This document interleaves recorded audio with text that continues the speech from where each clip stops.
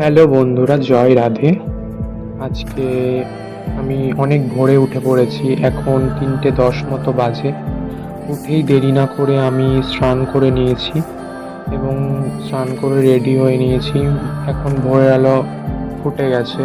তখন 3:30 4টে মতো বাজে। এই যে দিদি, ও উঠে পড়েছে। আমরা সবাই মিলে গেছিলাম। তারপরে ওখানটা গিয়ে পৌঁছালাম এবং অনেকজন আমাদের গোপুসোনাকে অনেক ভালোবাসা দিয়েছে, অনেকজন কোলে নিয়ে আদর করেছে।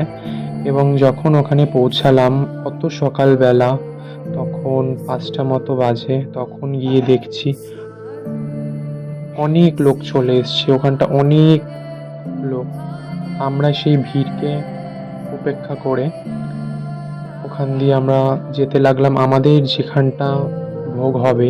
ওখানে ওখানে পৌঁছে দেখলাম জায়গাটা খুব সুন্দর, কি সুন্দর। যত সম্ভব এটা একটা মায়ের মন্দির, মা কালীর মন্দির। এবং গিয়ে দেখছি ভজন ইতিমধ্যে শুরু হয়ে গেছে।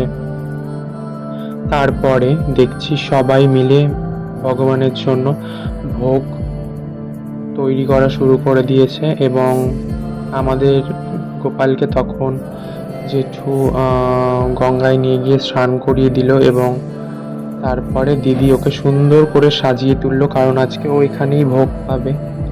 এবং তারপরে আমাদের যে দাদু, তিনি আমাদের গোপালকে সুন্দর করে ফুল দিয়ে তার মতো করে সাজিয়ে নিল এবং দিদিকে বলল গঙ্গায় ফুল অর্পণ করে দিয়ে আসতে গঙ্গা মাকে।